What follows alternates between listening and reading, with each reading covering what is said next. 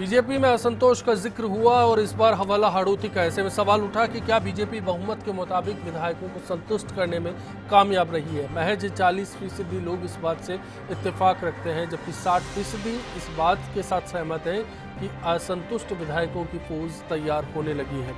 सुशील शर्मा जी, क्या कांग्रेस के लिए बेहतर सिचुएशन अब आप देख रहे हैं, स्थिति बेहतर होती जा रही है? वो आपके सामने हैं, जितने भी कॉल आए हैं सबने करीब करीब सरकार की स्थिति और संगठन की स्थिति बखान किया है। खुद इनके नेता खुद ये कह रहे हैं कि सरकार जाने वाली है, चोपड़ा साफ हो जाएगा। और वास्तव में स्थिति ये है कि जो सरकार ने वादे किए थे, एक भी वादा सरकार पूरा नहीं कर पाई। सिर्फ अखबारबाजी, सारी मीटिंग लेना, इनको ये कर रहे हैं वो कर रहे हैं, और जनता इनको समझ गई है।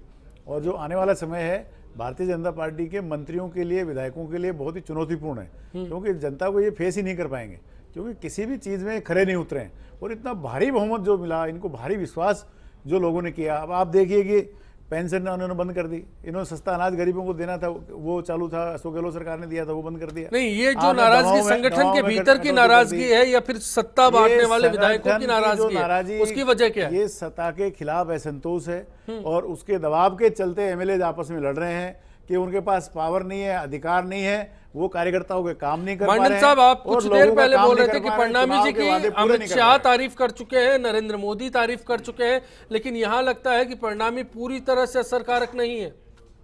मैं फिर अपनी बात को वापस पुनः दोहराना चाहूंगा, सत्ता और संगठन बेहतरीन तालमेल के साथ चल रहा है। रिजल्ट देख रहे हैं आप, उस पर मैं आपको एक चीज जरूर बताऊंगा। मुख्यमंत्री जी ने जल स्वावलंबन योजना जन सहभागिता से शुरू की। आपको मतलब 50 करोड़ रुपए आज लगभग मैं मुख्यमंत्री जी पर नहीं, फिलहाल संगठन के नेता पर बात करना चाहता हूं। अशोक फडणवीस असरकारक है कि नहीं? दिख रहा है कि जो हो रहा है वो डैमेज कंट्रोल कैसे कर पाएंगे? अगर कहीं असंतोष होगा, अगर हम आपकी बात को एक सेकंड के लिए मान लेते हैं, तो ये कार्य जो नीचे जमीनी स्तर पे हो रहे हैं वो कैसे हो रहे हैं?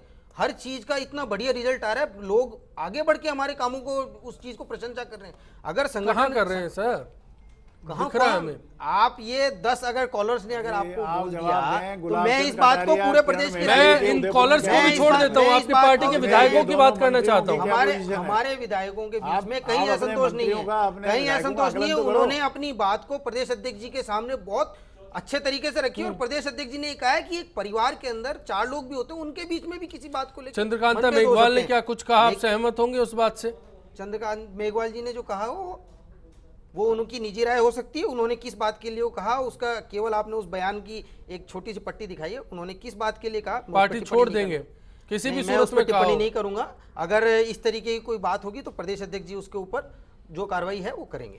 राजेंद्र मोहन साहब, क्या फिलहाल बीजेपी के लिए स्थिति ठीक नहीं लगती? अलार्मिंग सिचुएशन है, पार्टी आलाकमान को सोचना चाहिए। बिल्कुल ठीक कह रहे हैं आप, क्योंकि जो हाड़ौती का परिदृश्य है वो तो उसको देखकर पार्टी खुश नहीं हो सकती है। और जिस तरह से पार्टी के प्रदेश अध्यक्ष को जाकर के इंटरवीन करना पड़ा, और इंटरवीन के बाद भी परिदृश्य में कोई बहुत अधिक बेहतरीन नहीं सुधार हुआ, बल्कि अध्यक्ष जी के सामने भी वहाँ एक विरोध के स्वर उभरे और जिस तरह का दृश्य प्रस्तुत हुआ वो बहुत अच्छा नहीं था। पार्टी को अंदर खाने बैठकर इसका मूल्यांकन करना चाहिए और अपने समय रहते अगर उन्होंने अपने विधायकों को और अपने पार्टी कार्यकर्ताओं को नहीं संभाला तो पार्टी को बड़ा नुकसान उठाना पड़ेगा।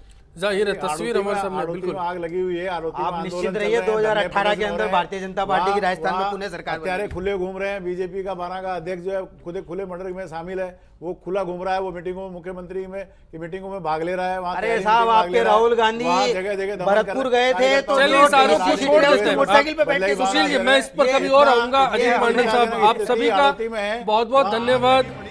धन्यवाद राजेंद्र मोहन जी, आपका भी बहुत बहुत। फिलहाल आज के लिए बिग फाइट लाइव में इतना ही। सभी से इसी उम्मीद के साथ विदा लेना चाहेंगे कि आने वाला कल सबके लिए आज से बेहतर साबित हो। चलते